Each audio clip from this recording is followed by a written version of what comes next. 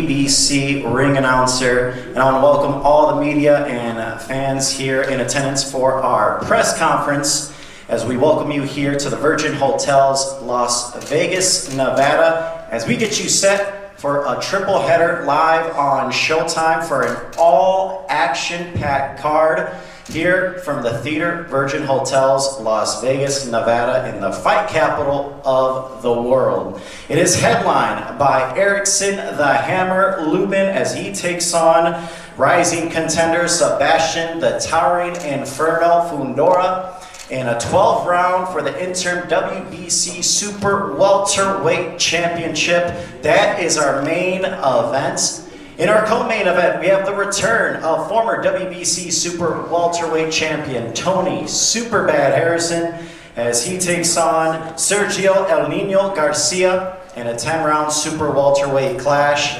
And then obviously opening up our telecast, we have Brian Goodfella Perella as he faces undefeated Kevin Salgado in a very tough 10-round Super Welterweight bout. Once again, it will be live on Showtime this Saturday night, April 9th, 10 p.m. Eastern Time, 7 p.m. Pacific. And of course, it is all promoted by TGB Promotions, as we see the Vice President here in attendance, Brittany Goosen Brown. And it is also promoted by Samson Boxing. Samson Lukowitz also here in attendance. That man has one of the best eyes for talent in boxing today. Of course, tickets for the live event are still on sale. You can get your tickets at axs.com. That is AXS.com. Once again, you can still get your tickets there. All right, we're going to open things up, starting off with our opening bout that will kick things off. Brian Goodfella Perella, who's coming in at 17 victories, 14 by knockout.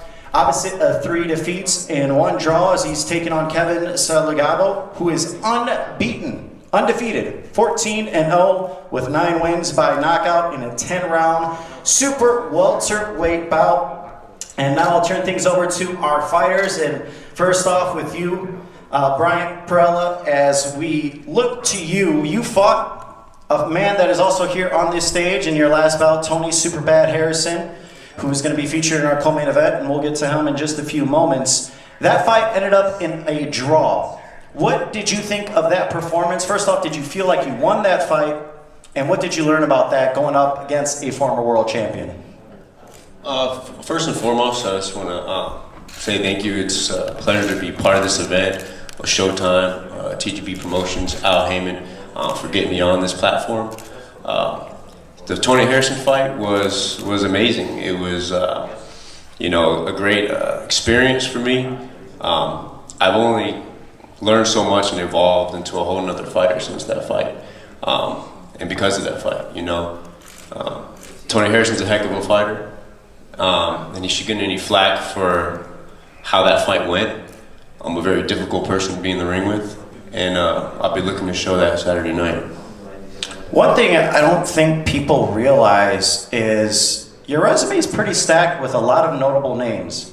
You're someone that has been willing to fight a lot of guys that the boxing world knows very well. I mean, you fought Yordenis Ugas, who is now the current WBA welterweight champion, who we'll see on Showtime pay-per-view next week, against Errol Spence Jr.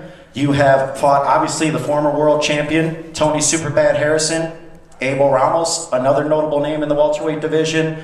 What is it about you always wanting to fight the toughest opponent you can get your hands on? Well, I don't shy away from a challenge. I look forward to tough fights.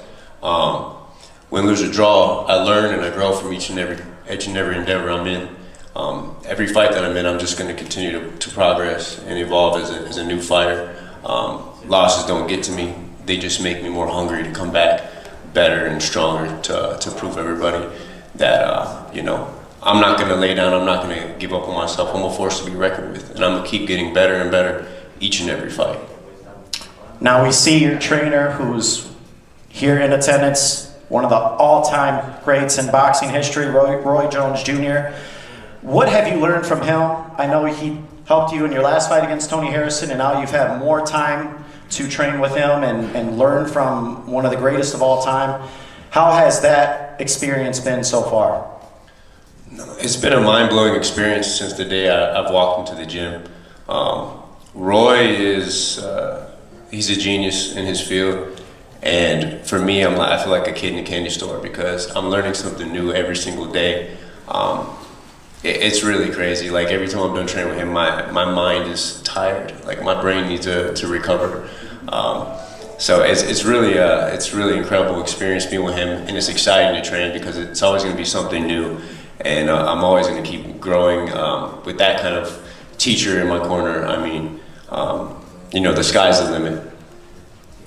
And now we'll turn things over to your opponent, who's undefeated, 14-0 with 9 knockouts, fighting out of San Antonio, Texas, but he is from Mexico City. We have our translator, Martin Batard, here who will be translating for Kevin.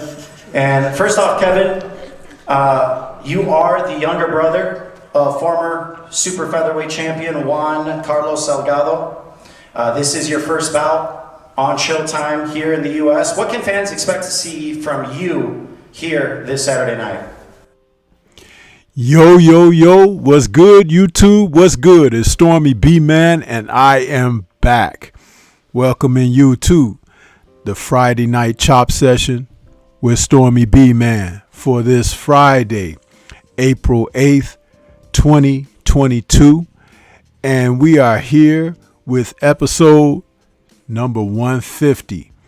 And we're here to talk about lube and fondue.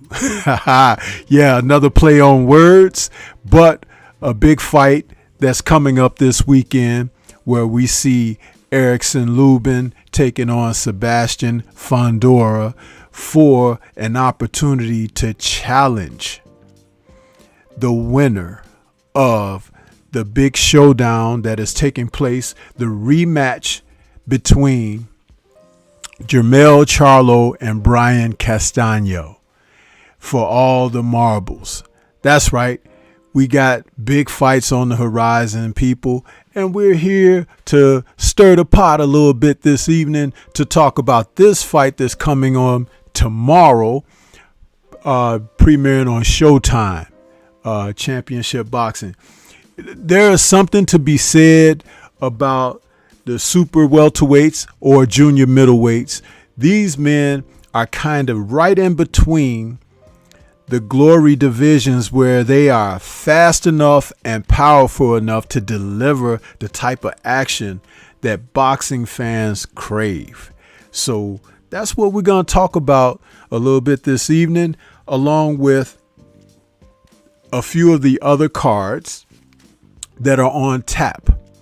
Those being the fight that is going to happen between Ryan Garcia as he takes on a little known fighter, Mr. Tagbo. And I'll tell you something. If you guys have DAZN, they had some very interesting interviews this week on DAZN, and today primarily after they had the weigh-ins and everything. All the fighters who are participating on this card, Rosario, Shane Mosley Jr., all of these guys, Ryan, and they gave some great interviews behind the scenes. I am interested in seeing what happens on this card. You guys may want to tune in. It may be very interesting because of overall all of the fighters that are participating. Then also we have to look forward to the fight that is going to take place really early in the morning, I believe, on our time here in the U.S., because it's taking place in Japan.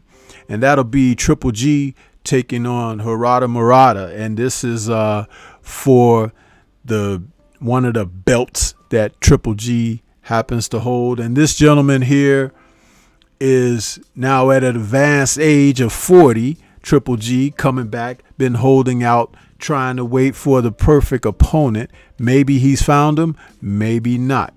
Because although Triple G has been out over a year from the ring, Mr. Murata has been out even longer. So they managed to find a guy who might have even more rust on him than Triple G. Isn't boxing amazing, people?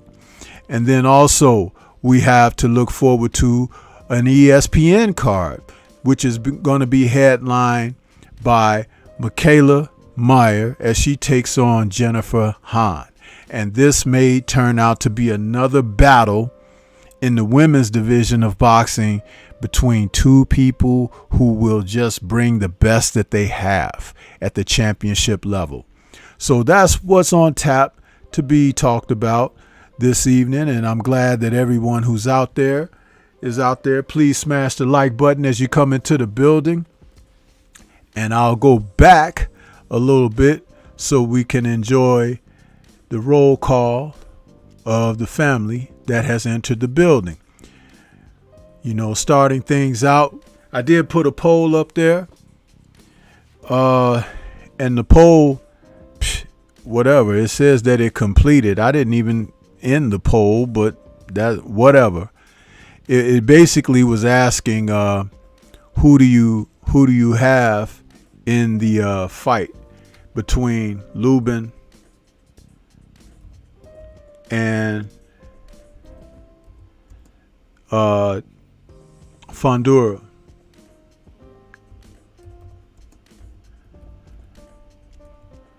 Pardon me one moment while I put it back up again. I don't know why it ended the poll as I started the show, but maybe I should wait till the show starts to put the poll out there. But I've done it before in the past.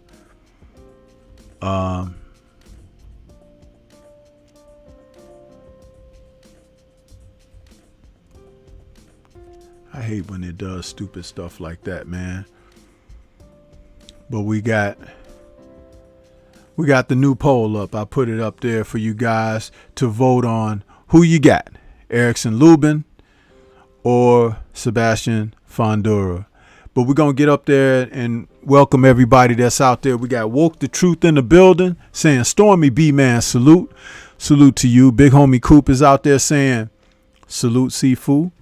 Stormybman, backsmack the like button, people, and class is in session, so pay attention. Yes, sir. And salute to all the family in the chat. MPWTF is in the building saying salute Sensei and chat family.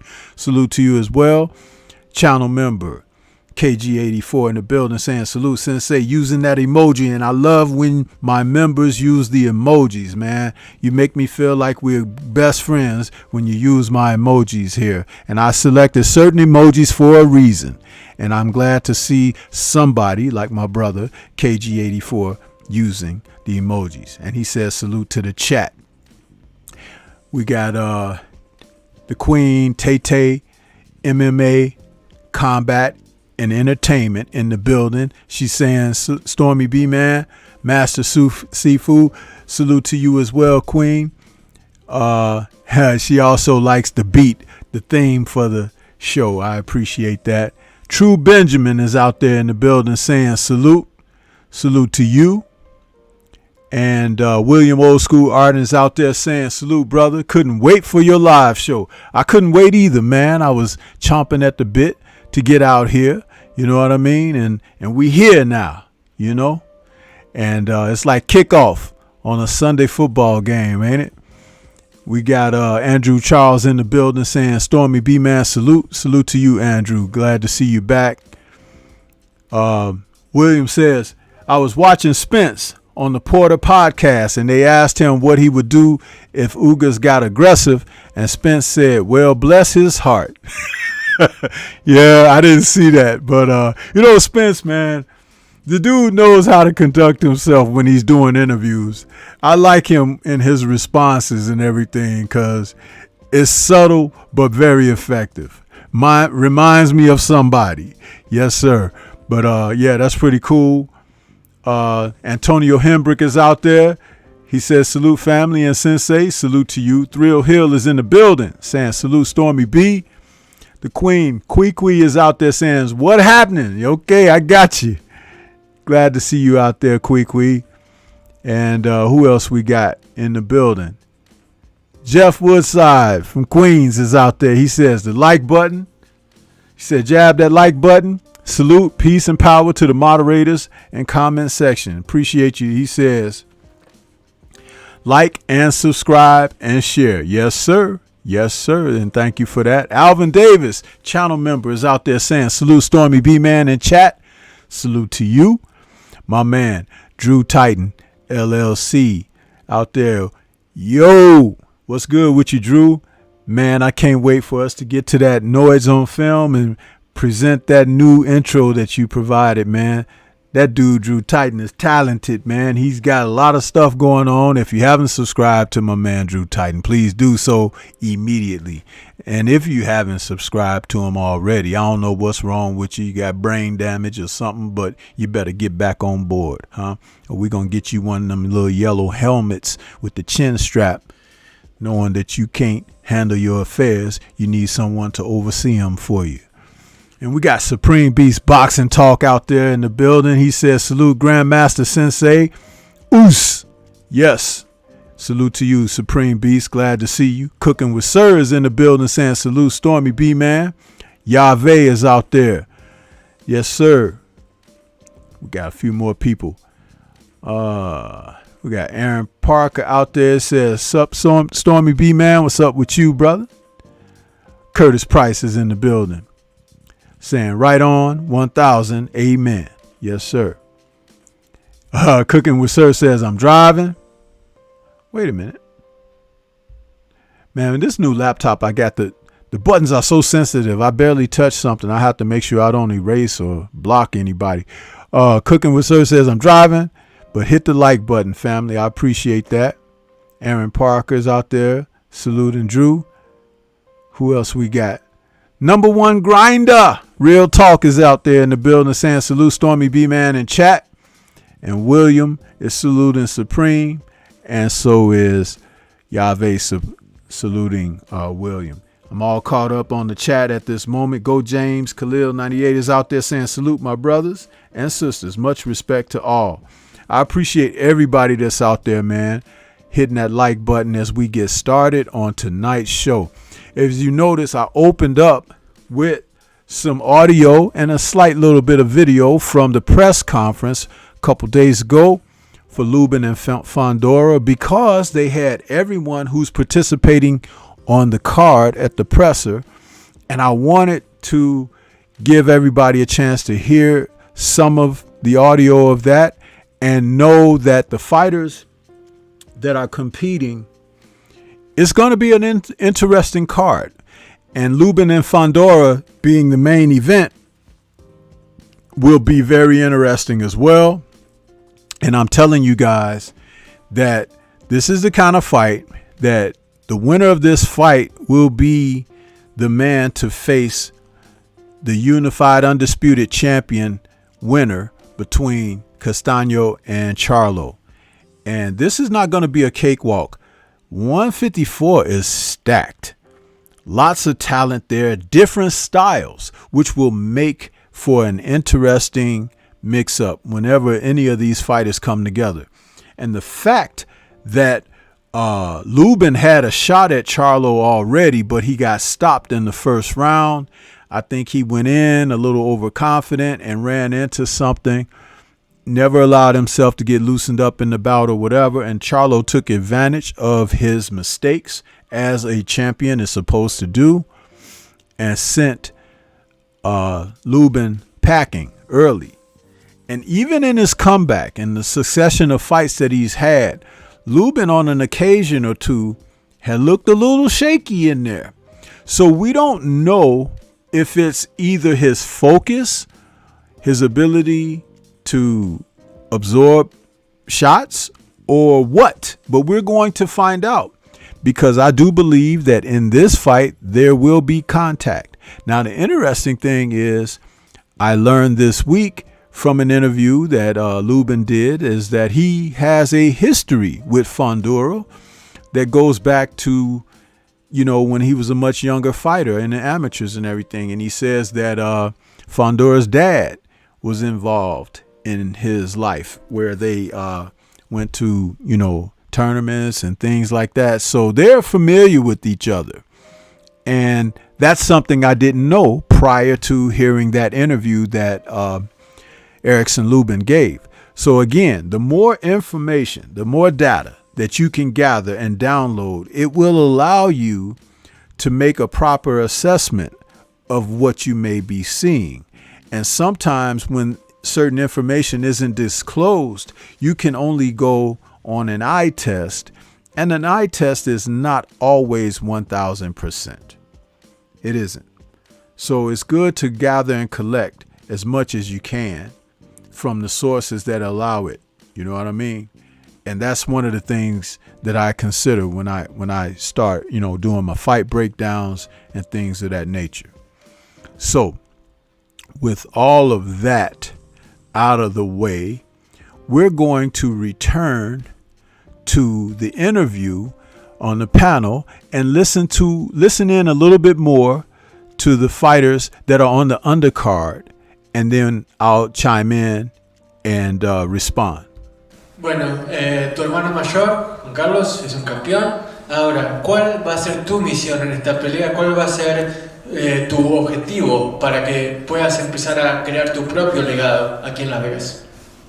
Hola a todos, gracias por venir. Estoy muy emocionado por estar aquí. La misión es salir con la mano en alto en esta pelea y empezar mi carrera como una grande estrella en Estados Unidos. Well, thanks everybody for being here. I'm so excited to be facing this fight, facing this challenge. I feel more prepared than ever. And the goal is to create my own legacy and to become a star here in the United States. Now, obviously, as I mentioned, your brother, a world champion. What was that like seeing him and his journey to become a world champion? And what has he told you? What have you learned from him? And what it takes to become a world champion at the top of the sport? Obviamente cuando uno es hermano menor y ve al hermano mayor lograr el objetivo máximo del boxeo, debiste haber estado súper orgulloso. ¿Te dio algún consejo? ¿Qué te dice él de cara a esta pelea? Sí, estoy muy orgulloso, muy emocionado de llegar a estas grandes ligas, grandes funciones de boxeo. La meta es llegar a ser campeón del mundo, como no de 2 títulos, sino de los 4 títulos. Él está en mi esquina, me apoya en lo táctico, físico y mentalmente me apoya siempre. My older brother is in my corner and he supports me both on the physical, mental and boxing aspects of everything. He gives me great advice and I want to surpass what he did. I want to win not just 2 titles but all 4. I want to be undisputed. I want to be a star here in the US, and that starts now. And now, obviously, I'm going to ask both of you guys, prediction Saturday night, first with you, Brian. What do you see happening Saturday night? Whether it ends in knockout, 10 rounds, 20 rounds, it doesn't matter. I'll be looking to put on a spectacular and dominating performance since the beginning of the first round. And same question to you, Kevin. What's your prediction this Saturday? Bueno, Kevin, el vaticinio para este sábado, ¿qué va a pasar? ¿Ganás por nocaut? ¿Ganás por puntos? ¿Cómo la ves? Pues esperen una gran pelea, vamos a salir victoriosos y posiblemente llegue el knockout. You're gonna have to expect fireworks. It's gonna be quite a show. And who knows? You may have to expect a knockout. Well, there you heard it. That's our opening bout live on Showtime Championship Boxing, 10 p.m. Eastern Time, 7 p.m. Pacific. Now we'll move over to our co-main event. Sergio El Nino Garcia, 33-1 with 14 wins by knockout, as he takes on the former world champion Tony Superbad Harrison, 28-3-1 with 21 victories by knockout in a 10-round super welterweight bout.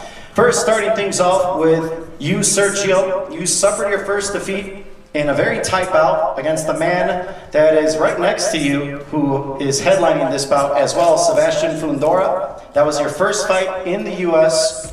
On Showtime. What did you think of your performance against Fundora, and what did you learn about yourself? Bueno, Sergio, tu debut en Estados Unidos, tu debut por Showtime, terminó también contigo perdiendo el invicto ante el que está al lado tuyo, Fundora. ¿Cuál es tu conclusión? ¿Qué pensaste de esa pelea? ¿Qué lecciones aprendiste de cara a este nuevo desafío?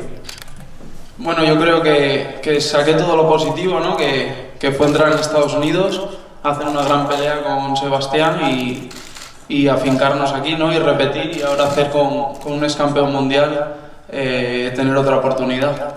I took only positives from my fight against Fundora. He and I fought a great fight. I learned a lot of valuable lessons, and I plan to apply them now in my second time around. I'm going to be fighting a former world champion, so I'm going to take that experience, take it into a positive, and be even better on Saturday night. You said that you've always wanted to fight the best in this division, and you certainly did that when you fought Fundora, and now you're fighting another top contender in this division, former world champion in Tony Harrison. What would a win over Tony Harrison do for your career? Vos siempre dijiste, quiero pelear contra los mejores, lo está demostrando. Peleaste contra Fundora, ahora vas a ir en busca de Harrison. ¿Qué significaría una victoria este sábado para vos, para tu carrera, para lo que querés conseguir? Bueno, yo ya he dicho desde el primer momento que no rehuyo pelea, que yo peleo con el que me pongan y quiero pegarme con los mejores, ¿no? De eso se trata, de estar en esta liga, y Samson me está dando las oportunidades y yo quiero cumplir. La pelea con Harrison para mí es como... me lo tomo como Harrison cuando estuvo con Charlo, como un campeonato mundial, porque el futuro de mi familia, de mi esquina y de mi carrera depende de la victoria de esta pelea. I've said it from the beginning, I don't run or shy away from any kind of fights. Fortunately, Samson Likovic, he gives me the best opportunities. So I feel lucky to have him on my side. As far as the objective against Harrison, I'm going to take it just as he did against Chandler. Like, for me, this is a world championship fight. My legacy, my family's future, my own future depends on the outcome of this fight. Now, you see, this is the thing I wanted to say and why I went this route for a presentation this evening. When you get to see fighters like this, he has already faced a couple of the top guys in the sport, Lubin and Fundora, and he is now gonna face Tony Harrison. Now, he may have lost fights, right? Decisions. You drop a decision. But when you're fighting quality opposition, you learn things and you get better. Huh? Some of the guys like Gabe Rosado, who's actually fighting tomorrow on the Garcia card against Shane Mosley Jr. Okay, now we know that Shane Mosley Jr. has had his truthers, okay? But when guys lose fights and they want to stick to it, sometimes a light switch kicks off, as with Gabe Rosado, and they get better. And all of a sudden, they find themselves in title contention and upsetting guys. So this fight with Harrison is going to be interesting because we know Harrison has been away from the ring a while. He's dealt with some, family issues and things of that nature and trying to come back. But he has to decide if he really wants to go for the title again or where he's going to be. You can't just be floating around in the sport of boxing because you can become food for someone else. This man is coming for his opportunity. I'm not trying to even suggest that he'll beat Tony Harrison. But having been in there against quality opposition, you have to understand that the man will bring something to the table. Now, the motivation factor for Harrison, it's on him. What he wants to do, where he wants to go. But I like to see some of these grizzled veteran, lower rated contenders in there vying for an opportunity. And sometimes upsets happen, man. You can never rule it out in the sport of boxing. But this is why, And again, my play on words for the title of tonight's show, Lube and Fundoo. If you guys know anything about fondue, have you ever had it? I love it. You know what I mean? That melted cheese and everything that you use to dip your food in and everything. If you ever been to a place that serves fondue, it's a lot of fun. Just finger food. Some people who just like to devour food, they don't have time to do that. But I'll tell you, when you mix Lubin in with Fundora, there is going to be an effect similar to when you go to the melting pot and enjoy that fondue. We had a few more people that joined us in the building. I want to acknowledge. Okay. We had, I acknowledge Gio James out there, but we got TS Boxing out there. What's good with you, Tyrone? Good to see you. Flawless Mentality. Dr. Mark is in the building. Salute to you, Dr. Mark. Bruce Gas, Jazz, and more is out there. Boxing Jazz and more, excuse me. And then Mac of the South is in the building. Whatever Man channel member is out there as well, saying salute Stormy B-Man and the chat. Mac of this saying salute my brother King, Stormy B-Man. Salute to you all. Glad you guys could stop in. Don't forget to smash the like button as you come into the building. We really appreciate that. But yeah, this is what it's all about, man. When you can come in and, listen to these guys and they give you an account of what they've had to deal with to try to come back. And then we're going to hear from Tony Harrison in just a moment. But I thought I would point that out to you because it's important to hear them speak for themselves, especially if they're going to be asked the proper questions. So let's get to it real quick. Won't be much longer here. Thank you, Sergio. And now we turn the attention to your opponent. Obviously, from Detroit, Michigan, Tony Superbad Harrison, the only man to defeat current unified super welterweight champion Jermell Charlo. And now you are looking to get back to the top of the division. Tony Harrison, it's been slightly less than a year since you fought Brian Perella, who's on the stage, as we mentioned earlier before. What did you learn in that fight that turned into a draw? And what is it going to take for you to get back to the top of this division? For me, it was just a fight. I probably took the fight a little too soon for me losing my pops and shit like that. Like my mind wasn't ready, and it was just like a go fight. And I think I rushed it probably a little too fast. And Brian Perella took the opportunity to come up and weight, not have to lose weight, and come in as strong as possible. And have Roy in his corner. And I think everything worked for him for sure. And I thought it was a tight out. I thought I probably put it up, but like I said, the experience for me was no different from any other. I fought plenty of southpaws. I fought tough opponents, and I don't think that I really learned anything in the fight, but just take my time. Some of these bitches don't know how to take their time because they rush and lose fights, and then want to do other little whole shit, little bitch ass nigga. Little bitch ass niggas don't know how to sit back and wait, and then little bitch wanna wait and then wanna lose and still wanna talk about shit and then nigga wanna lose and still talk about motherfucking violence. Shit. Oh yeah, but man, you a fucking lame ass nigga. You a lame ass nigga. I just want to say this. As I'm watching this, and salute to Brown on Boxing. I see you out there, brother. And your comment, I would like to follow up on that. Yeah, Fundoo versus Lubin is extremely interesting fight that should be action-packed. Yeah, this is why I kind of started the show off talking about this fight, because I think people need to invest in this one. I really do. I think that people need to pay attention because you're going to see something in this fight and on this card. But let me get to Tony Harrison real quick. Class still means something in the world today. And Tony is really devoid of class. He is.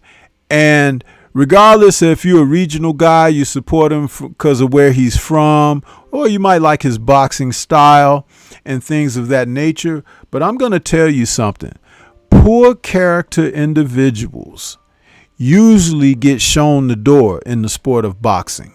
Sometimes it happens immediately. Sometimes it's a slow burn over a period of time. And then other times it's sudden. Okay? Out of nowhere, boom. So remember what I said about the men he's facing, who spoke just before him, who's been in there with a couple of good fighters himself already. Now, he opened up and said that he, came back to the game and maybe a little too fast after suffering a family loss and everything. But then he went from that into a profanity-laced diatribe that is like, disrespectful, man. And if you want to honor what you've lost, you've just dishonored the whole notion of consideration of it. Remember this. Stormy always puts it out there like it is. When you have individuals of poor character, there's a reason that they don't necessarily get to that next level or that next point of progression, because they're carrying an albatross of something of their own doing. And until they decide to really address that head on, the problem will remain. Okay? It will remain. Salute to Mr. Pac-Man 216 out there in the building. I see you. He said salute, big dog. JC is in the building, channel member, saying Sensei Stormy B-Man and using those emojis. I appreciate you, JC. Much love to you as well, brother. Here we go back to Mr. Harrison and his foul mouth moments of comments. Here on the stage.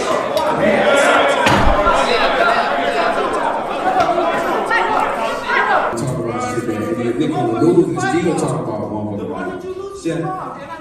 Oh yeah, but you a fucking lame ass nigga. You a lame ass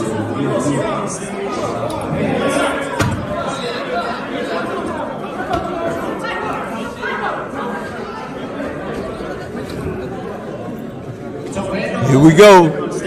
Here we go. Where's the professionalism at? Let's leave it to the fighters here on this stage, people. How about the language, huh? Let's wait for Saturday night. And let's leave it. We got Tony Harrison. He is Lubin is enjoying it though. Here, I know there's Lubin is having a darn good time. Salute to you, Michael Johnson, Boxing Talking More. How you doing, bro? Let's turn our attention, Tony, as we had that little fucking lucky y'all. I'm sick of these bitch ass niggas, man. Like respect is just is I'm swear to God, if it ain't gonna be given to me, I'm gonna take that shit. Then from here on out, my nigga, it's just it ain't no money involved, ain't none of the bullshit involved. If you ain't gonna give me the respect, I'll take it. So turning the attention back to Sergio, Tony. As we saw, you mentioned, your father passed away. He was your head trainer for a long time, and now your brother LJ took things over. It was your first fight. I know he's been in the gym with you. He's always been there in your corner, but that was his first time being the head trainer. How has that boxing relationship developed over the past year? I'm gonna tell you this, man. Like it's like a family business relationship is so fucking hard. You know what I'm saying? Like it's super hard, man. It's almost guaranteed that you in whatever relationship you got with your family is gonna be fucked up. It's gonna be fucked up. So you gotta be like fucked up in the head to fuck some shit up that's already not fucked up. You know what I mean? Like me and my brother, we grew up together, man. But the business part of the aspect of the sport that we in, we clash heads a lot. You know what I mean? So from time to time, it takes us out of our business of being brothers. You know what I mean? So. But it's all cool though, man. For this sport in general, you got to be strong-minded, strong-willed, and strong-minded. Period. So that's nothing that we don't never get over, man. We always kiss and make up. But for me, man, it's just always for me having somebody in the corner that knows me, I know them, that love me, I love them. I think it's like I wouldn't have nobody else in my corner. I think just for this fight in general. My brother is more of a muscle kind of guy. Like he more of a guy that's gonna tell me and get to me because he know how to get to me. He know how to talk to me. He know how to say the shit that need to be said to push me harder. But I think for this fight that's a little different. I brought in brother Fareed, who knows the sweet science of the sport, who was able to add in some of the stuff that my brother was missing. like I said, I got the muscle and the teacher. Like I said, Brother Fareed already touched base on stuff that I already knew from my father. But it just, you know, sometimes we tend to forget, or we tend to get sidetracked on what the basis is on the aspect of the sweet science part. And just bringing Brother Fareed in just kind of brought that back to my attention. And I got the muscle and the brain. I don't think I can be beat. What's your prediction? And we'll ask Sergio after you answer. What's your prediction this Saturday night? You know, you used to be talking no shit. He ain't gonna understand it. So just win, man. Find a way to win, man. The name of the game is just win, man. Uncle always tell me, I don't give a fuck how you do it, just win. So that's the name of the game, man. Just win. Like I said, man. Coming, like I think this motherfucker that I know nothing about is probably one of the toughest opponents that I probably could have chosen. You know what I mean? Coming off a draw, and I think choosing a guy like that was just fought the guy that was everybody then there was afraid of the fight, and took them into the fucking wire. And I'm like, oh, that's a good gauge. And I like this lineup in general, or you know, the whole card all the way through. Everybody's in the same weight, and it's just a way for us to gauge each other. It's a way for me to look at Lube and Fundoo and be like, damn, okay, I see this, I see that. It's a way for them to look at us and say the same thing. It's a way for them to look at the, you know. So it's just a way for us to be competitive in the same weight class, and us to gauge each other. And like I said, man, the best man gonna win. The one that's best prepared gonna win all the way through. But it's an amazing card from top to bottom, and you know the best man gonna win all the way through. Yes, it is.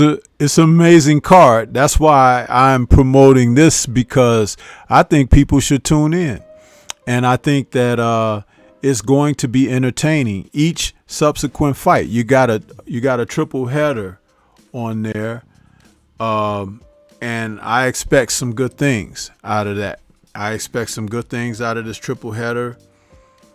You know, and I want to look at that poll I put up there, see what you guys are saying so far. 73% got Lubin.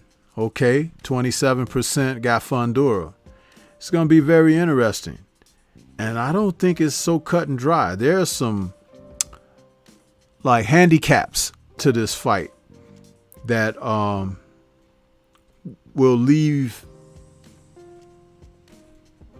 I'm sorry, I'm responding to a text message here. There are some things that can happen in this fight that are unexpected.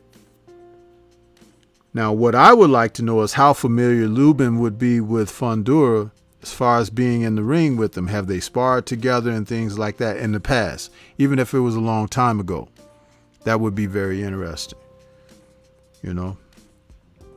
But yeah.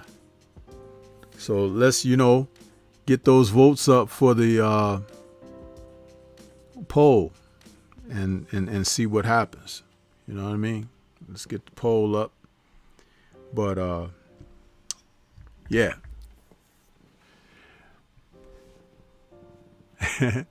Yahweh says April is lit. Yes, sir, it is. And I see some of you guys like Joe the Beast fell into the building. Jay Gibson is out there. Tay-Tay is a little stunned at what she heard from Mr. Harrison out there. Yeah, he may have been trying to just be that way to promote the card and everything. But like I said, there's a such thing called class, and everybody don't have it. They fall a little short of 2 letters, huh? They miss the C and the L, and you know what remains, the rear end. So there you go, huh? But yeah. So tomorrow night, Lubin versus Fundoo. Yeah. I'm telling you, it's like, and we haven't even heard from those two yet. So let me get on down to it where you guys can kind of hear something about from those two guys, Lubin and Fundoo. Let's see if we can get through that. Because Mr. Harrison, we heard enough of him. And Lubin, and I cannot wait for them to get in the ring this Saturday night. First off with you, Sebastian Fundoo, as you look forward You have the biggest fight of your career ahead of you. How important is this for you against a guy like Erickson Lubin, who has won 6 in a row? It's extremely important, you know. Thank you for everybody coming to this event. I'm glad that everybody's recognizing it as a big fight, especially this year with all the fights going on. But I'm very excited to be here, and I just want to put on a good show this Saturday. What does it mean? You've been on many cards with Premier Boxing Champions. As you see, your promoter, Samson Lukowitz, who, again, he always kept telling us, you know, watch out for this guy. Watch out for this guy. You know, even when you were fighting on non-TV portions of the cards, and then you slowly moved your way up, you were co-main events, and now you are headlining here on Showtime. What does that mean to you to be in your main event? It just shows that hard work pays off, you know. All these fighters, we all grew up at the same time, and me and Lubin, both growing up in Florida, it's nice to be recognized and to show that all the hard work pays off eventually. Now, when you're facing a guy like Erickson Lubin, he has really hit his stride over the last few fights. He's extremely athletic. How do you plan to cut off his mobility in the ring? I'm not going to say in front of everybody. I'm just going to do what I do on TV, you know. We figure it out on Saturday night. And now we'll turn to your opponent. These stupid questions, they be trying to ask them to give away their game plan. Oh yeah, let me just show you what we're going to do. Not let the loss against Jermell Charlo define your career. You have come back and won, knocking down top contender after top contender, 6 straight, and now you are on the precipice of getting back to a world title opportunity. This is for the interim WBC Super Welterweight belt. What have you learned about yourself over the last several years and winning 6 straight? I've always knew I'll be right back to, you know, title contention. You know, I just dared to be great early. You know, I tried to, you know, unthrone Charlo at an early age. And, you know, I was just daring to be great, but I always knew I'd be right back in this position. I always knew I'd be one of the top dogs. You know, I was in that fight. I was in that fight with Charlo with just 3 years of experience as a pro, and now, you know, that it's been almost 5 years. It's been almost 5 years since that fight, so my experience only just gets better and better, and I only get better every time I step in that ring. And, you know, I'm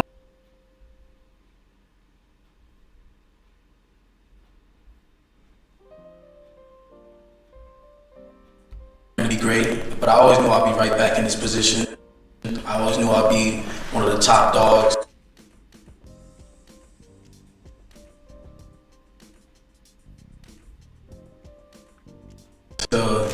You know, title contention. You know, I just dared to be great early. You know, I tried to, you know, unthrone Charlo at an early age. You know, I was like 22 years old. I just had turned 22 years old, and you know, I was just daring to be great. But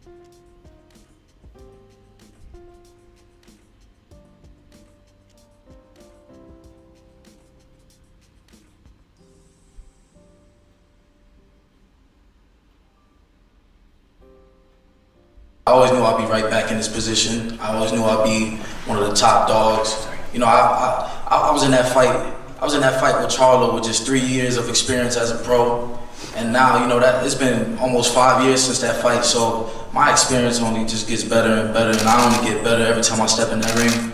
And, you know, I'm gonna show that I'm the best at 154 pounds, and you know, get into that fraternity of the pay-per-views and the highest paydays. So that's why I'm doing it. How have you assessed a guy like Sebastian Fundora in his past performances? And I'm sure you and your trainer, Kevin Cunningham, have been watching a lot of tape. How have you assessed him, and how does that matchup shape up for you? I mean, we don't underestimate nobody. You know, he's a tall statue of a guy. You know, he's 6'6", 6'7", whatever they want to list him at.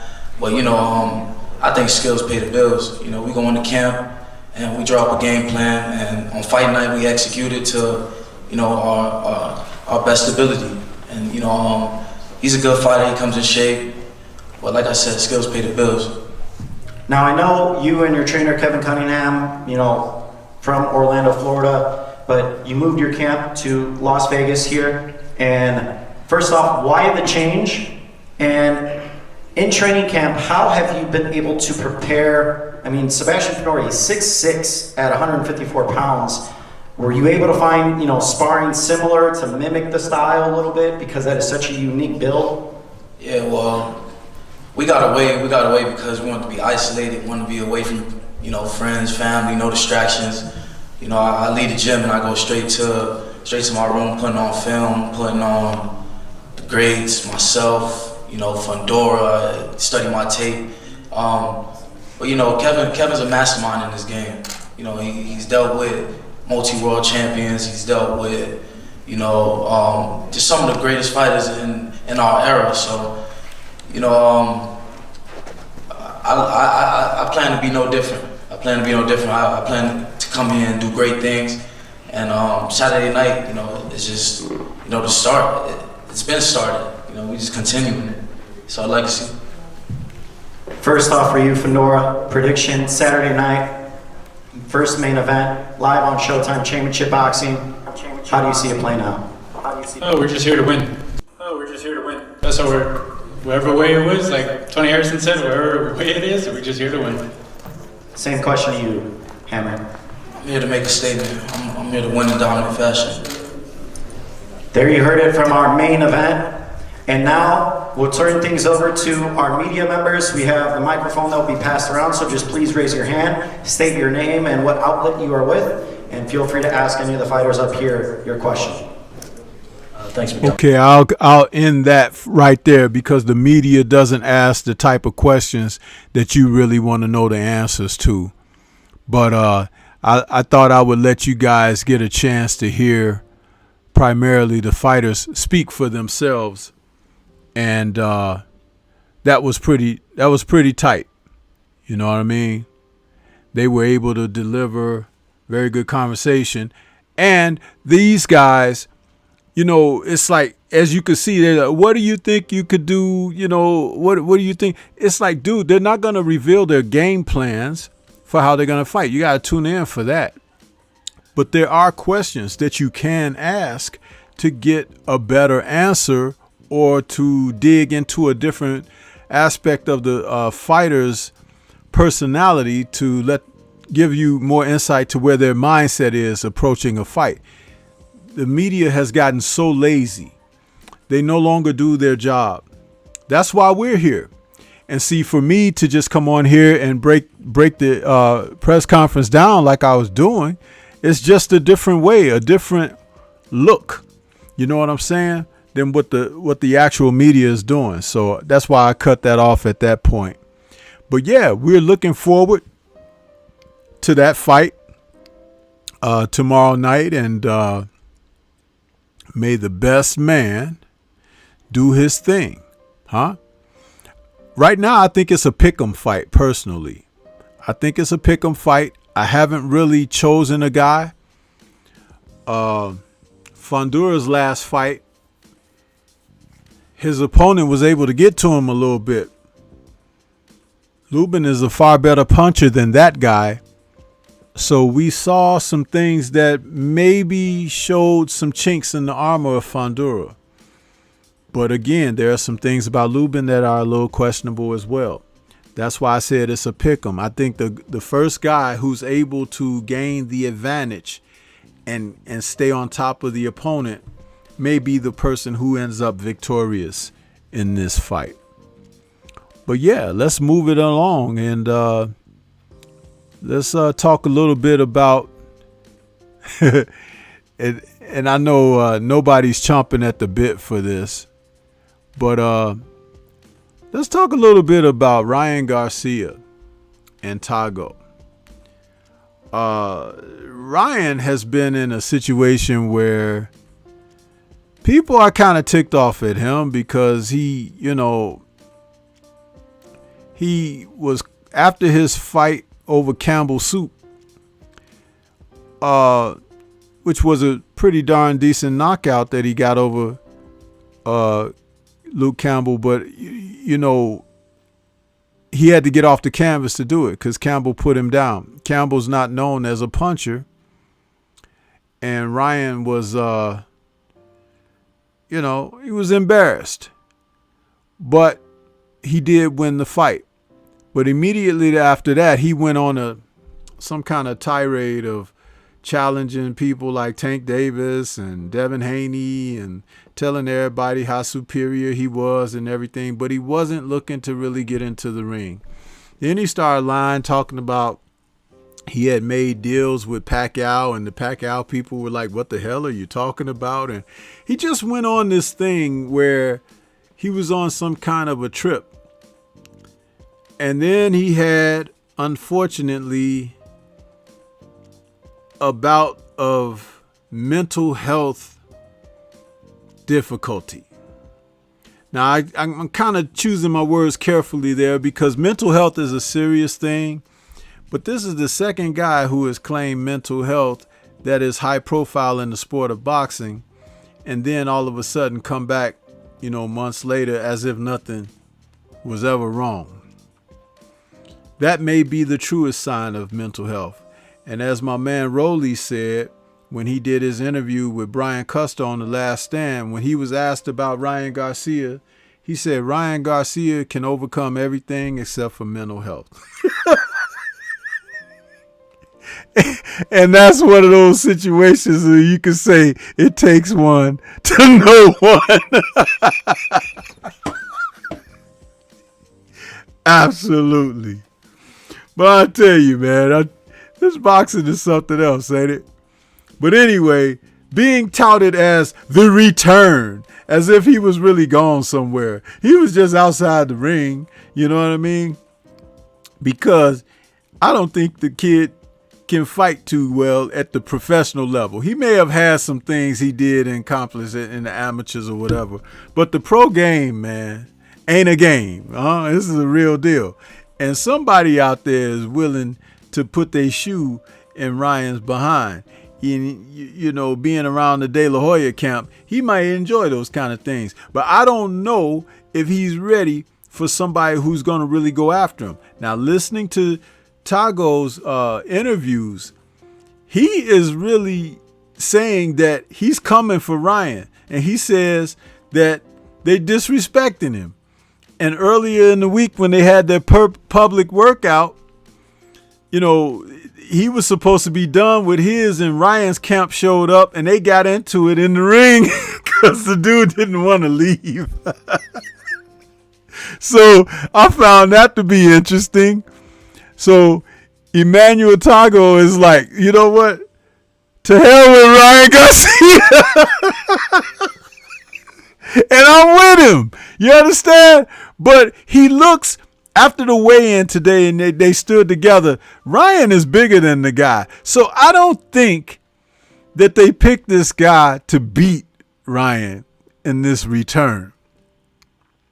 But something about those African brothers, they be strong sometimes, even if they the smaller dude. So there may be something cooking here. And you may just want to tune in just in case Ryan gets his ass whooped. But Dan Goosen is saying he had a full 8 to 10 weeks of training, so they didn't cut any they didn't cut any corners. And Ryan, it looks a little bigger now too, like they done give him something, if you understand what I mean, huh? And so maybe he's had some of that Valdez tea or something, huh? Or some, boar's meat or clenbuterol or something. You know what I'm saying? but he's a little bit bigger than he normally is. And he done got himself tatted up a little bit. So he feeling like a man. But if Emmanuel come and mean business like he said, all it takes is one on the chin, right? Am I telling the truth or not? Because look at Luke Campbell, huh? When Ryan's chin was waving in the air like the U.S. flag on a windy day, and hey, Campbell closed his eyes and hit that. And Ryan went down. And did you notice Ryan's reaction after the fight was over when he won? He was jumping spread eagle into his people's arms and stuff. You would have thought he won the lottery or something. All you did was win a fight, bro. But he must have shot himself, because when he got knocked down, he saw his career and his, Twitter followers and everything going down the river. Huh? Yeah. Yeah, so, but hey, man, who knows? But I'm going to have to look at this, because it's just, and I see you guys out there laughing, huh? And I'm not trying to make fun of anybody, but I'm trying to, keep it light with this material, because it's for entertainment to a degree. But you can't tell me that they brought Ryan back to get knocked out. But weirder things have happened. So you just kind of like, even if you peeking through one eye looking at the TV, you know what I'm saying? You're going to have to say, man, what's going to happen with this cat? What's going to happen? And listen, the undercard, again, and I think it may be the co-main. Rosado against Mosley Jr.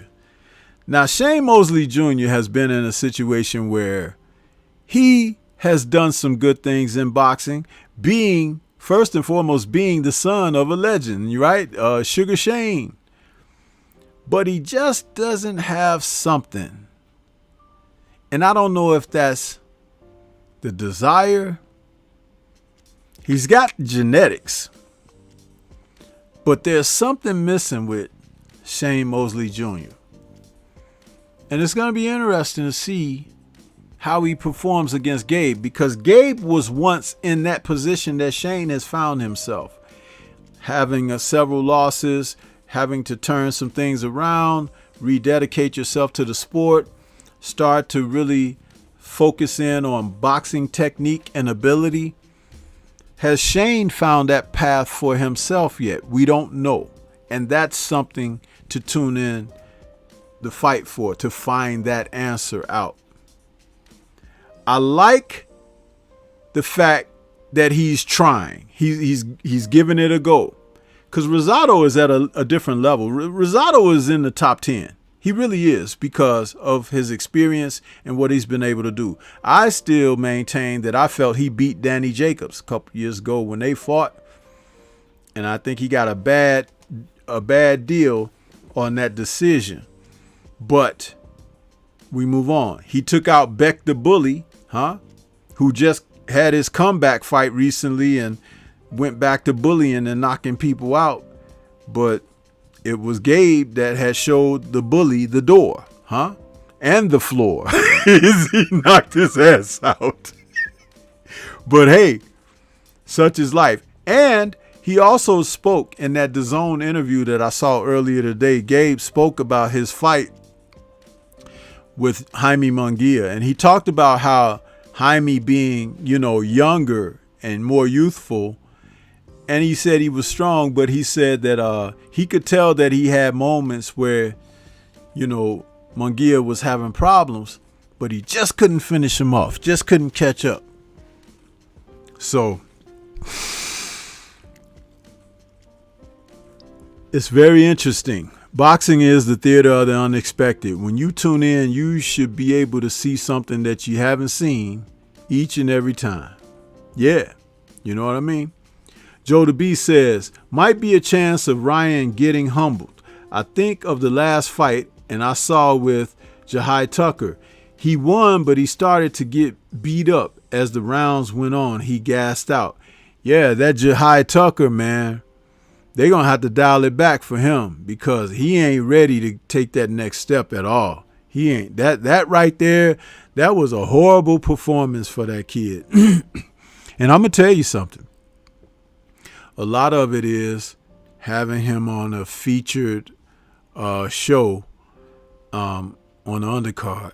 Maybe he wasn't ready for the TV lights.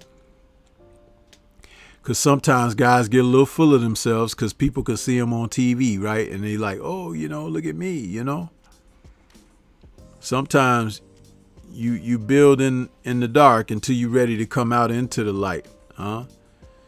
Sometimes these guys go out into the light right away and they need sunglasses and the lights are too bright for them. Yeah. Kamara's out there saying Kamara the Stepping Razor says, bruh, don't try to sugarcoat it. It's hella funny. I wasn't trying to sugarcoat it. I'm just saying, I have my way with my little weird humor and everything, but listen, Ryan says, going back to his amateur days, that he's had a relationship with Joe Goosen for a while. So now that Goosen is working with him full time, we'll see if Ryan listens.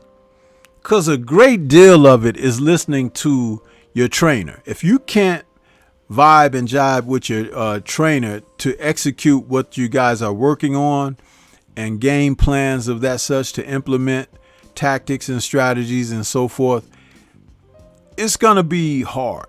It's going to be very hard. So we're going to see, huh? The one good thing he has is going for him, Ryan. He was in a professional camp with Canelo Alvarez. How much he learned from that, watching how Alvarez prepare, seeing where he takes his injections for his special, spinach and things of that nature. Maybe he come away with having learned some of that. But I know Joe knows a thing or two about those things as well. So they don't fool me with that. Huh? Joe Goosen, he knows. But we'll see if we're going to see if Joe Goosen gets him on track for boxing and tucking that doggone chin. Huh? We'll see. I don't think so, but we'll see. William says, hey, look at me. And then they wonder how they end up on the canvas. Yeah. And I'm going to tell you something.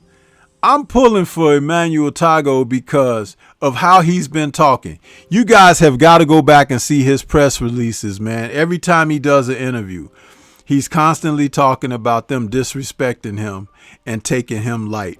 The dude is like, I've never seen him before this, right? But when he talks like he mad, huh? Like he's angry. And that's good. Because if that's actually how he is and feels, he may be gunning for Ryan. But something tells me that they didn't bring him in there to whoop Ryan. They didn't. But things have happened. Stranger things have happened, huh? And maybe this will be it, huh? Because the return could easily turn into the leave of absence, huh? Yeah. But we'll have to see, huh?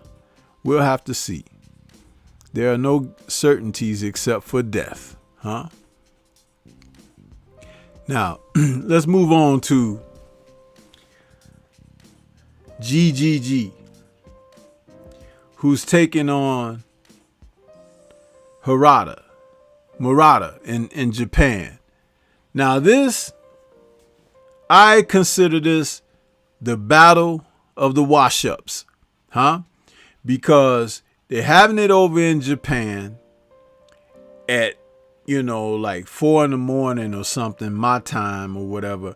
I ain't gonna be watching that foolishness, man. But I'll tell you this, there should be soap suds all over your screen when you watch these two, because They so the two of them so washed up, ain't fought in 20 years, either guy. 21 years for Murata. So they even found, and I joked about this before, they found a guy who been out of the sport longer than Triple G. They would not accept any opponents that were on active, huh? Nobody. Listen, man. This dude don't want no problems. He want another payday against Canelo, and he might get it if he survives this. But at 40, Triple G to me look like he 48. You understand? Did you see his last fight? Man, he didn't look like he's slipping. He looked like he had slipped. Huh? And he wasn't slipping no damn punches either. They were landing solidly with a thud. Triple G is in trouble, man. And you know what? All the ducking he's done. Oh no, Andre Ward. Andre Ward is Andre Ward. I'm me. You know, he's like, it's too much for me now. Yeah, he said that out of his own mouth. Huh? But because he never tested himself against good fighters, it's time for a bad fighter to beat him up. And this might be the case. Murata may come out there looking like Sonny Chiba and whoop Triple G's behind. Huh? I don't think so. But again, there are things, worse things have happened in boxing, huh? Remember what happened when Mike Tyson went to Tokyo, huh?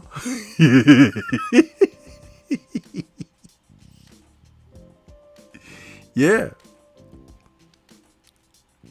But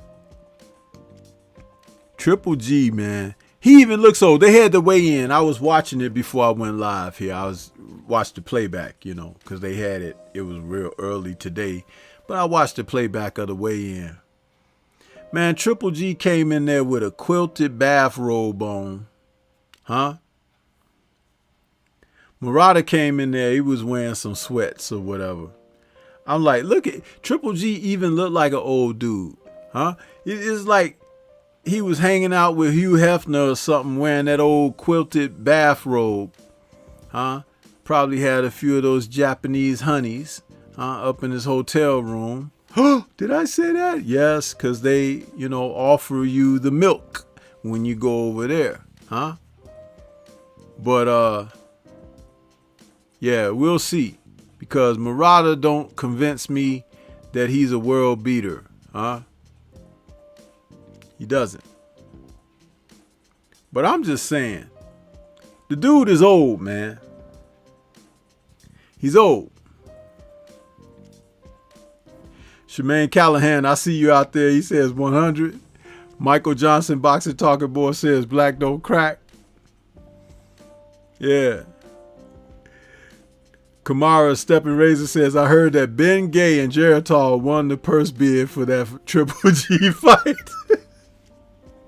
Yeah, I bet you. See, I wasn't there, but when he came into the weigh-in wearing that quilted bathrobe and everything, I was like, man, that dude probably smelled like all kinds of icy hot and everything, right? Coming up in there smelling like grandma's medicine cabinet.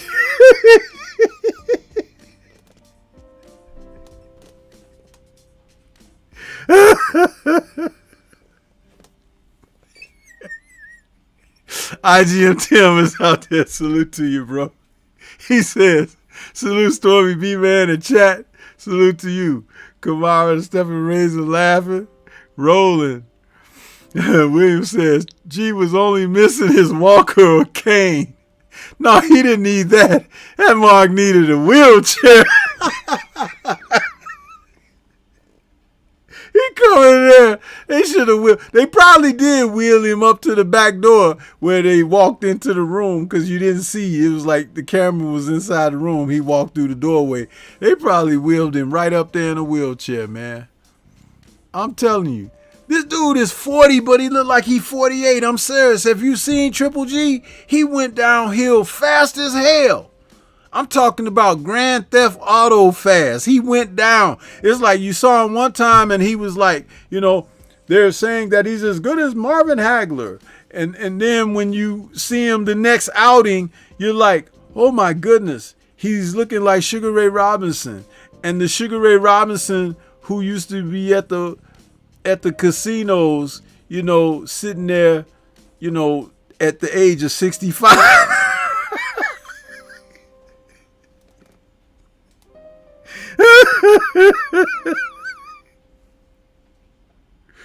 The dude is old, man. Matter of fact, he's so downhill, huh? That the damn, you know, you ever heard of the term rock bottom, huh?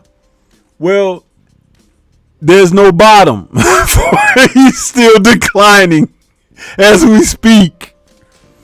By tomorrow, he'll be 20,000 leagues under the sea. You know what I'm saying? This dude, what is he doing? He been sitting on the sidelines doing what all this time? Collecting checks from the zone? Because you know he's a part owner of that, right? He's got, you know, they gave him a piece of the pie, huh?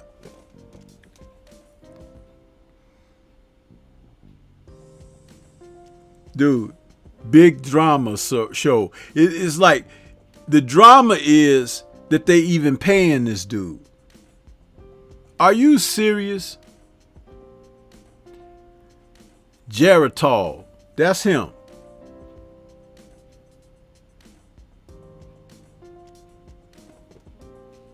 Kamara, the Stepping Razor, says, how was Triple G able to keep the belt that long without defending it and no media say anything? Then boom, now he has a fight. I'm telling you, man. I'm telling you. William is cracking up. Whatever man is laughing too.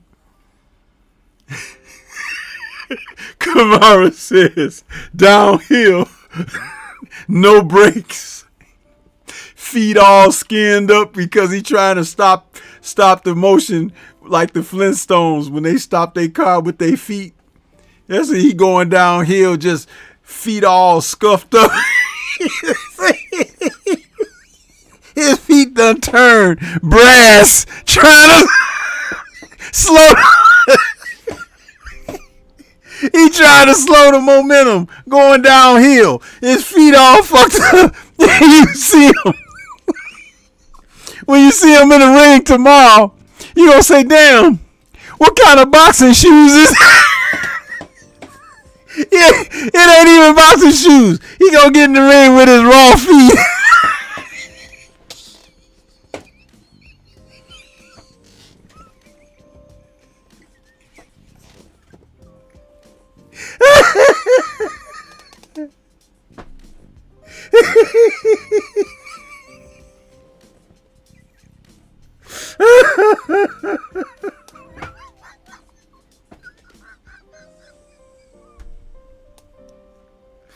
Oh. Oh man.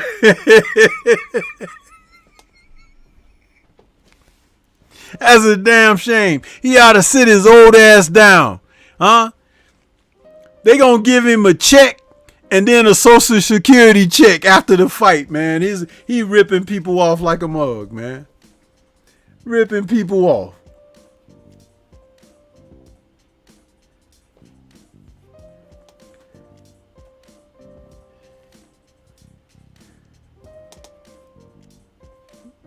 I'm telling you, it's crazy, bro.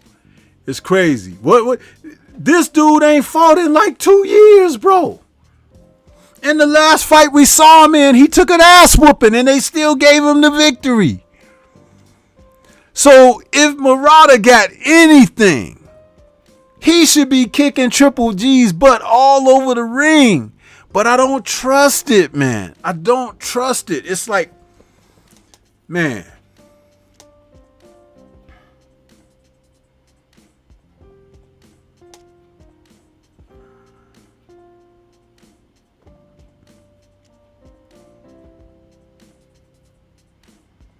William says, Stormy B, man, I'm hoping Murata pulls off the fight of his life and stops Triple G.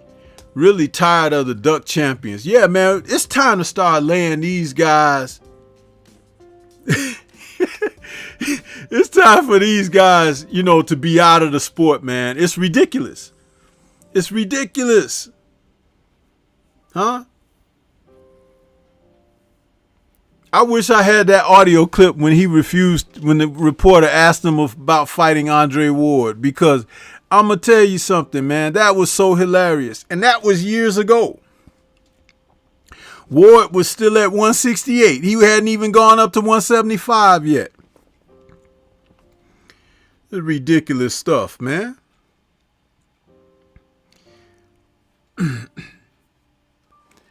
Man.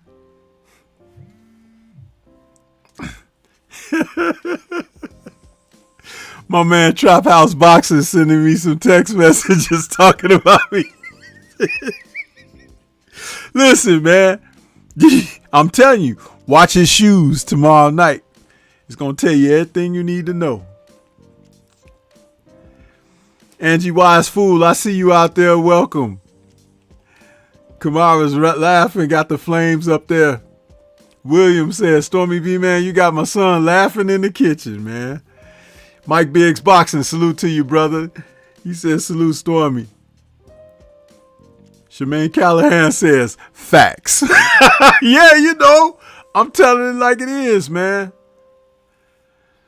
Yeah, Yahweh, he says, Andre is Andre and me is me. You know, no, he's too good. You know, I'm not good for him. Yeah. It's crazy, bro.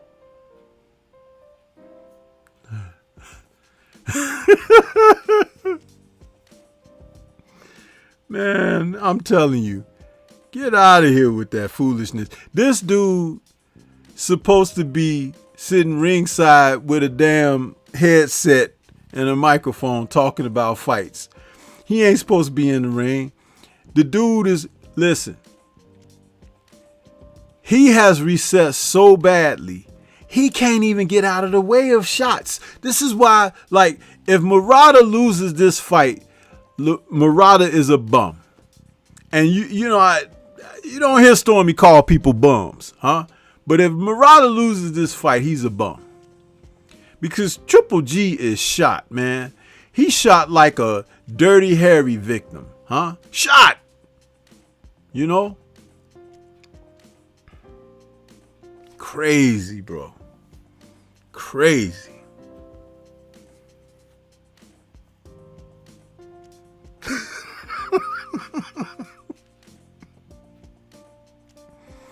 Man, I'm telling you. That's why they got it on at that weird hour, because they figured, like, if we put it on regular time, too many people might see this ass whooping.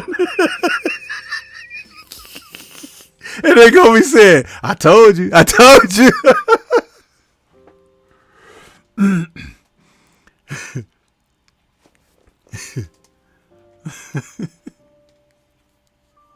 Yeah, this is what it's gonna be, man. Yeah. Kamara says, and media got some nerve getting on Luis Ortiz's age when Triple G is literally 57 years old. Listen, the dude is old, man. Look at him on that poster that's right behind me there. Don't he look old? Only reason he got that low haircut is to keep the grays out of the way, because he too proud to dye it. Huh?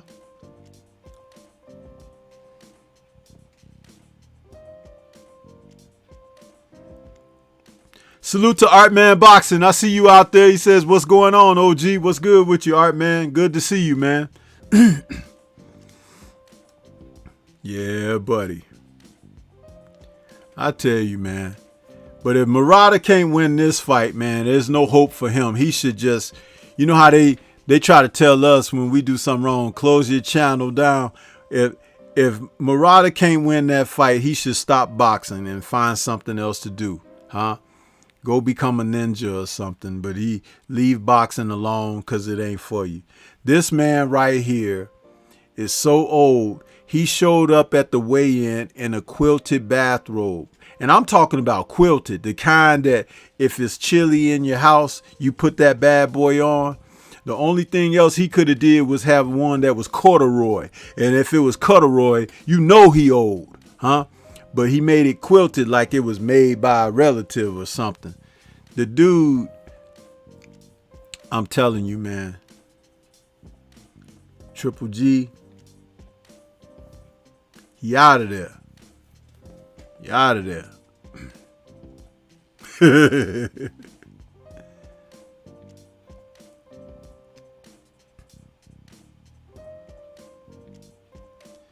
Yeah, man.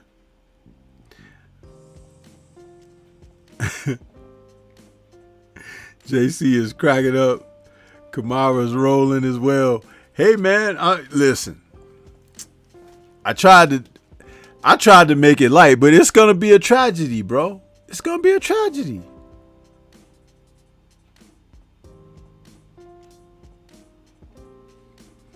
Artman says Murata got beat by a guy from my city, St. Paul, Minnesota, Rob Brandt. Is Rob Brandt any good, Artman? Because I don't know him.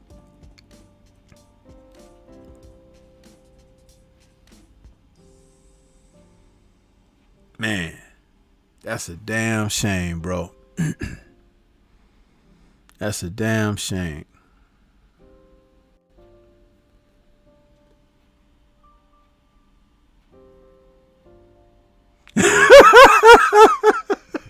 Kamara says, damn, you're wrong, Stormy. He says, Triple G had on a corduroy boxing robe. No, I said it was quilted, but I said it may as well have been corduroy, huh? Because it looked like he had a chill. You know how old people get, I'm cold. You know, Triple G come to the weigh-in. It's chilly. They wheeling him to the damn room where they had the weigh-in and shit. They wheelchairing him in, right? And he said, hey, I'm kind of chilly. You got a robe or something? And they gave his ass the damn quilted robe and put it on him and shit. It was all big on him and everything. It wasn't custom. It wasn't like he had got it designed from his people that designed his uniform or his, whatever his ring attire gonna be. They got that shit off the rack. Hotel special. They put it on him. Hey, how about this, old fella? He was like, yeah, that's okay.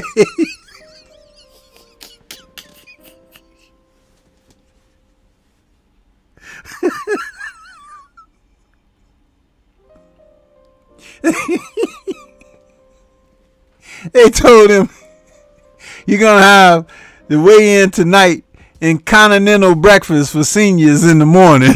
A bagel and lox. You know what I'm saying? Listen, the dude is old, man. He old. And I'm telling you, you know, if he wins this fight, Canelo better not fight him, man. He better not, because I'm gonna report Canelo ass for senior abuse, huh? Because the dude don't need to be fighting, huh? Yeah, King Kong Ortiz might be an older dude in his 40s, but this dude right here, Triple G, you know, the Triple G stand for good golly, he old. You know what I'm saying? That's what it. Listen, man, the dude is old. He old. And don't you know when you start to get old, you lose muscle mass and stuff. His neck look all thin, you know, like Janice on The Sopranos used to say when somebody was dying of cancer, oh, here goes another toothpick. You know, it's like his neck getting skinny. Little skinny ass neck and wide shoulders and shit. I'm telling you, man. I hope the referee is on his job. I don't want to see this old man get beat up in the ring, man. The dude ain't fought in a couple of years. Then they find an opponent in Murata who ain't fought in a couple of years plus. You know they was trying to find somebody that might not have a chance against Triple G. Not somebody who might have a chance. Somebody who might not have a chance. The only dude who been out of the game in the weight division that been out longer than him. Think about that. The next thing to do was to go dig up, somebody who really ain't fought in a long time, like Michael Nunn or something. Man.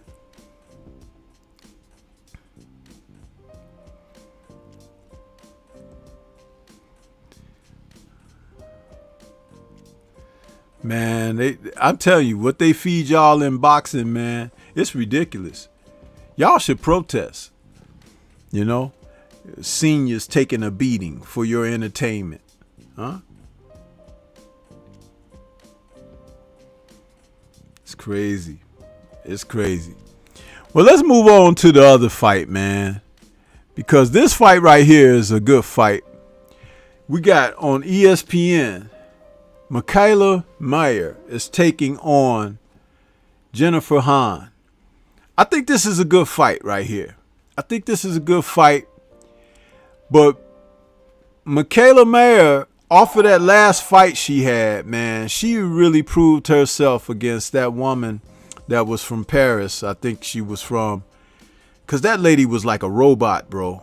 She was a robot. She never stopped throwing punches. And Mikaela was like, well, damn it, I'm going to throw mine too. And they fought in a phone booth. You know what I mean? Mikaela's tough, bro. She tough.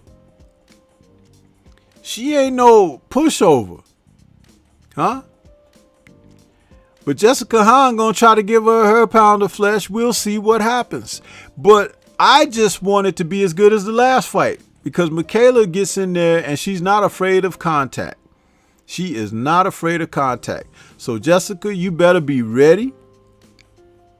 And I hope you got multiple gears, because Mikaela has multiple gears. Huh? That girl fight like she came out of the projects. I'm going to tell it like it is. Mikaela fight like, how you have some white folks that live in the projects too, and they come out and they can throw down? There you go with Mikaela.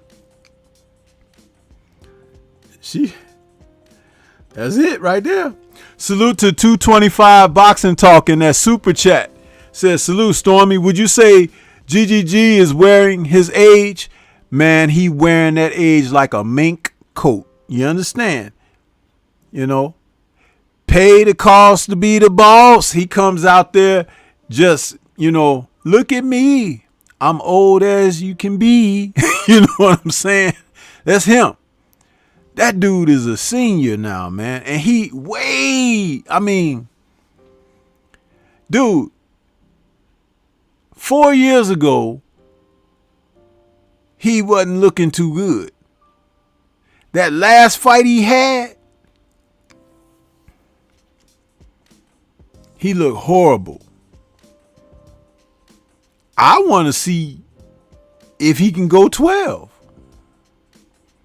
He probably going to be trying to knock this dude out real early because he don't want to go 12.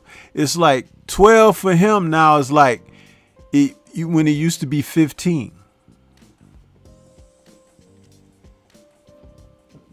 JC says, let's go Mayer. Yeah. She can fight, man. That girl fight like she's straight out of the projects, man.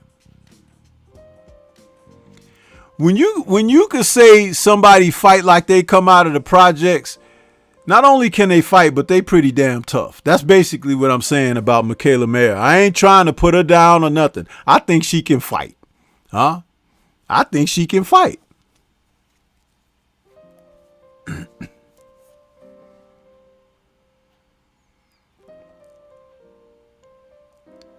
That's it, man. That's it, bro. JC is cracking up. Kamara says, well, we definitely know it ain't going the distance. Talking about Triple G? Yeah, man. Yeah.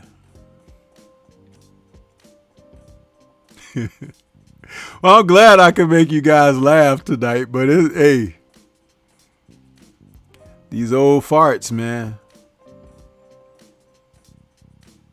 Yeah, I was going to say something about Tank and Rolly, but, you know, because they had their press conference this week. Man, you know, that's a mess within itself.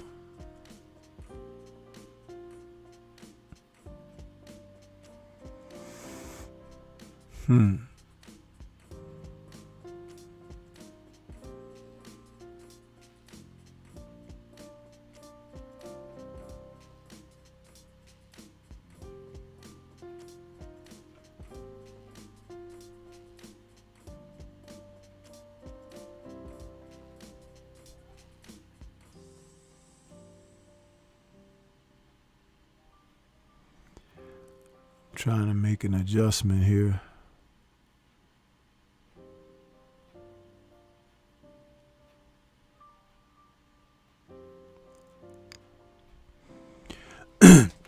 Yeah, but in other news, man, earlier this week, you know, there was this whole thing about Tank leaving Floyd's company when his contract is up after the fight with Rolly, scheduled for Saturday, May 28th. They had a presser this week, man, and these two guys are gonna get it on. But I'm gonna tell you something, man.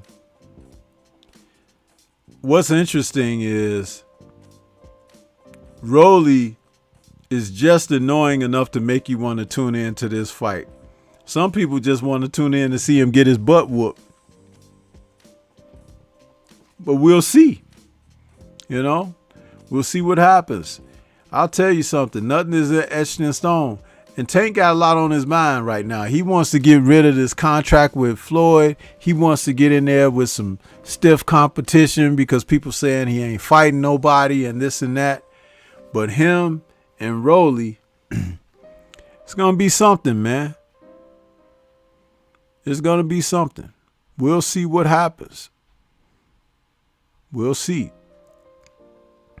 You know?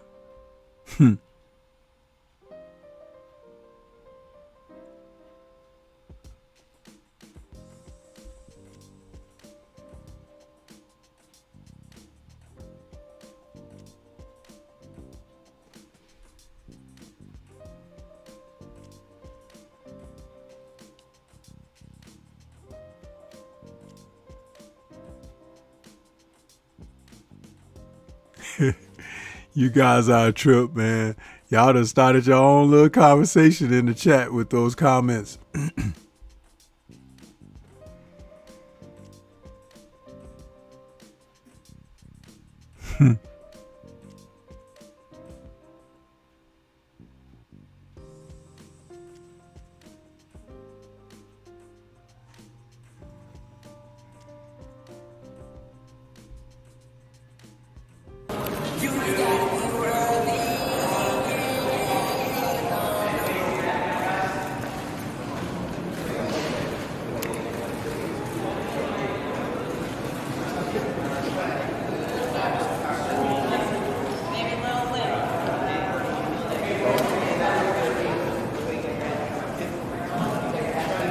What the hell was Rolly wearing too, man? Technicolored outfit.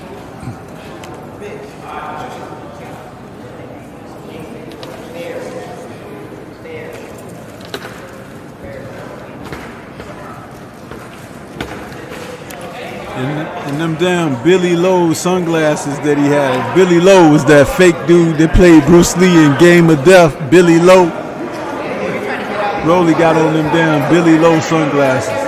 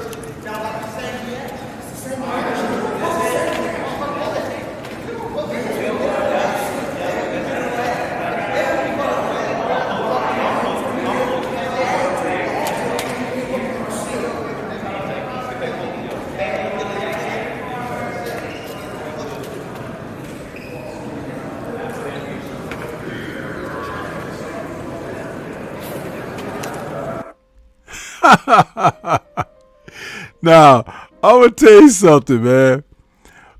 I watched, face-offs and stuff like that before, and Watcher says he thinks Romero looked intimidated there, to be honest.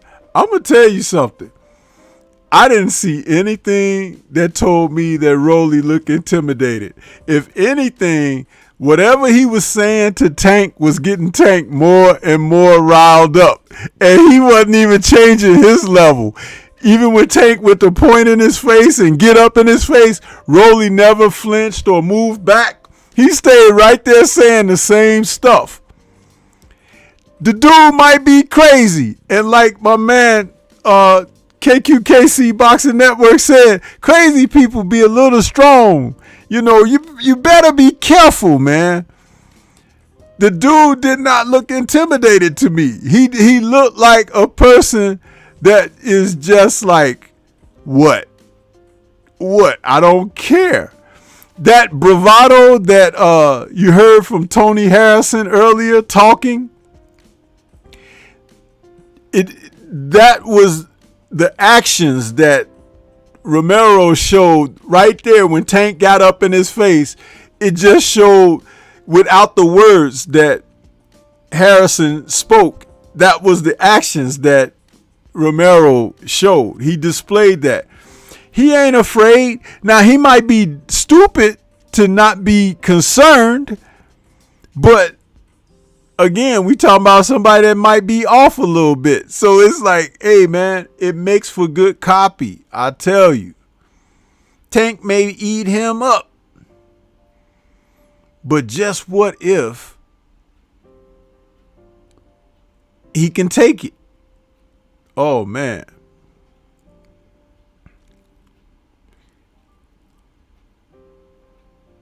Yeah.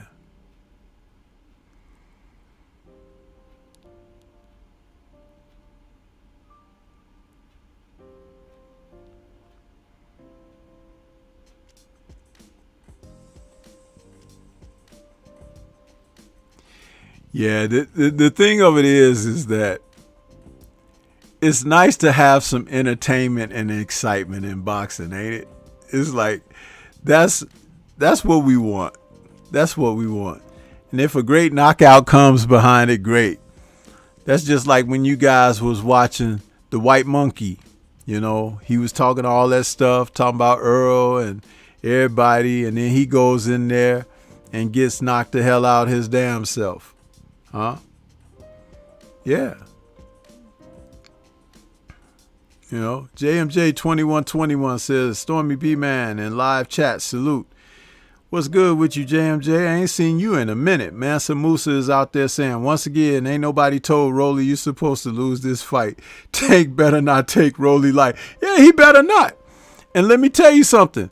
Rolly is a black belt in judo. So being physical ain't gonna be the thing.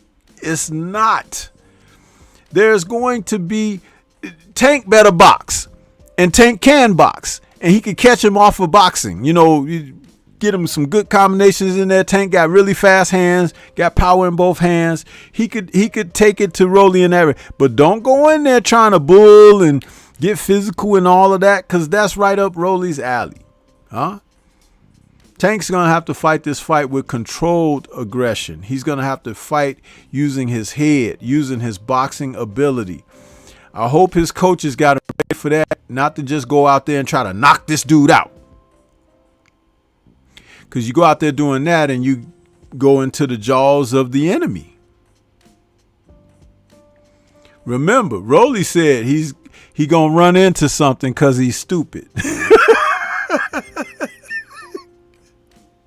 He did say that. So it's like, hey, man, I know one thing. I'm going to be watching, huh? I'm going to be watching. But I tell you, man, these guys are something else. But we need something like this to entertain us. We do.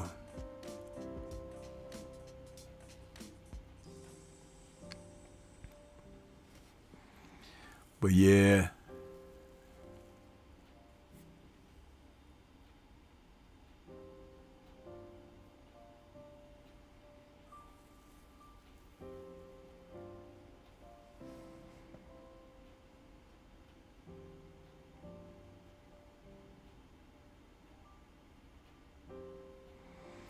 Yeah, Mansa Musa. I wish I could put your comment on the screen there. Everybody should take a look at Mansa Musa's latest comment there. It's very interesting. These fights, man, they're going to be worth tuning in to check out. I'm telling you. Going to be worth it. Worth tuning in to check out.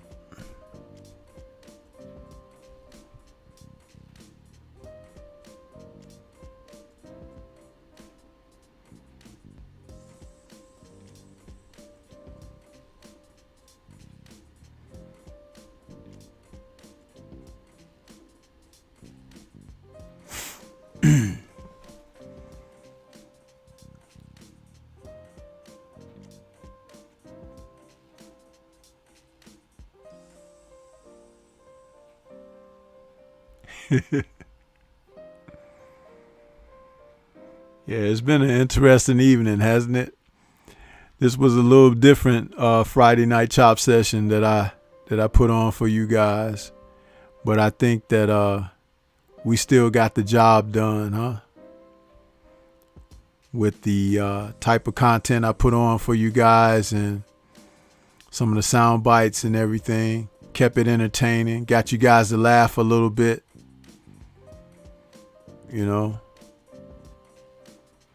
that's what it's all about.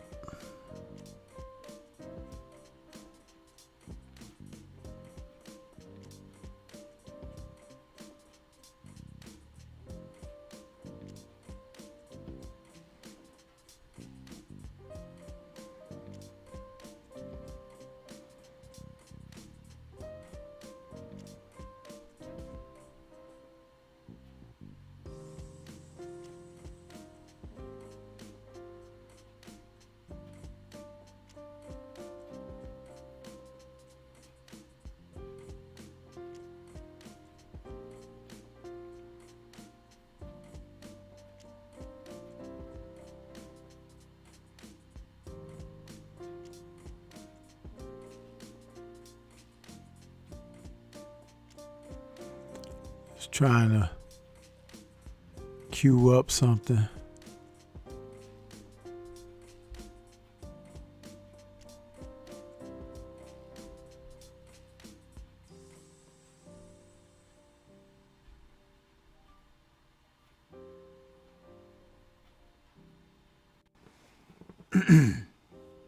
JMJ2121 says, sorry about that, Stormy B man, but I ain't trying to interfere in classic boxing analysts. He says, salute to you and others. RIP to Kurt Sugar. Appreciate you, man. William says, always great content, Stormy B man. Appreciate you, William. Mansa Musa says, I think Lube gonna drop Fundoo and stop him early. Hey, it could happen because Lubin can punch. Eric R. says, I was laughing when Tank pulled Rolly's trainer card when he started barking. William is asking, am I doing a post-fight show tomorrow? Yeah, I'm going to try to do one. I hope it don't push too late in the evening because I want to be able to go to bed. If it does push late into the evening, I may just turn my Sunday morning call in into a post-fight call in or something like that. Cause man, I'm gonna tell you, I get tired, man, and we got several cars overlapping, so there's a lot of mental stress on that. Eric R. said all your fighters are trash. Name them. I keep hearing Mike Tyson saying, name names, man. Okay. Yeah, right. Mike Tyson is something else, man. That dude has become a straight character, bro.